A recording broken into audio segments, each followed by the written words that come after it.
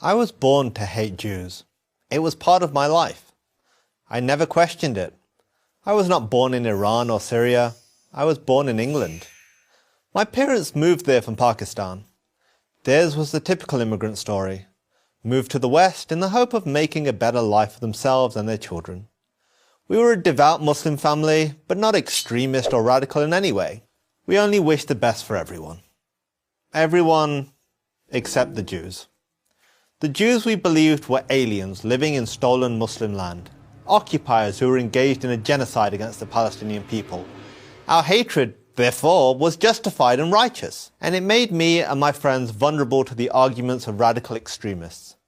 If the Jews were as evil as we had always believed, mustn't those who support them, Christians, Americans, and others in the West, be just as evil? Beginning in the 1990s, speakers and teachers at mosques and in schools began to endlessly repeat this theme. We were not Western, we were not British, we were Muslims, first and only. Our loyalty was to our religion and to our fellow Muslims. We owed nothing to the Western nations that welcomed us. As Westerners, they were our enemies.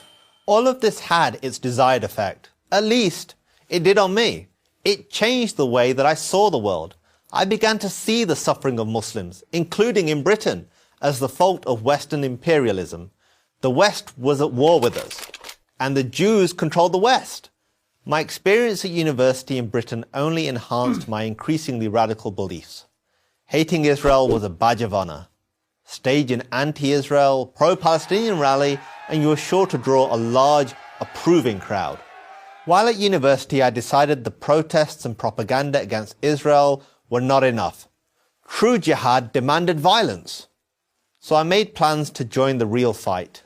I would leave college and join a terrorist training camp in Pakistan. But fortunately for me, fate intervened. In a bookstore. I came across a book called The Case for Israel by Harvard law professor Alan Dershowitz. The Case for Israel? What case could there be? The title itself made me furious, and I began to read the pages almost as an act of defiance. How ill-informed, how stupid could this guy be to defend the indefensible? Well, he was a Jew. That had to be the answer. Still, I read, and what I read challenged all of my dogmas about Israel and the Jews. I read that it wasn't Israel that created the Palestinian refugee crisis. It was the Arab countries, the United Nations, and the corrupt Palestinian leadership. I read that Jews didn't exploit the Holocaust to create the State of Israel.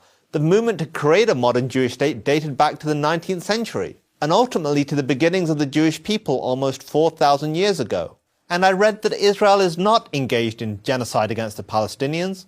On the contrary, the Palestinian population has actually doubled in just 20 years. All this did was make me angrier. I needed to prove Dershowitz wrong, to see with my own eyes how racist and oppressive Israel really was. So I bought a plane ticket. I would travel to Israel, the home of my enemy. And that's when everything changed. Everything. What I saw with my own eyes was even more challenging than what Dershowitz had written. Instead of apartheid, I saw Muslims, Christians, and Jews coexisting. Instead of hate, I saw acceptance and even compassion. I saw a raucous, modern, liberal democracy, full of flaws, certainly, but fundamentally decent. I saw a country that wanted nothing more than to live in peace with its neighbors. I saw my hatred melting before my eyes. I knew right then what I had to do. Too many people on this planet are consumed with the same hatred that consumed me. They have been taught to despise the Jewish state. Many Muslims by their religion, many others by their college professors or student groups. So here is my challenge to anyone who feels this way. Do what I did. Seek out the truth for yourself. If the truth could change me, it can change anyone. I'm Qasim Hafiz for Prager University.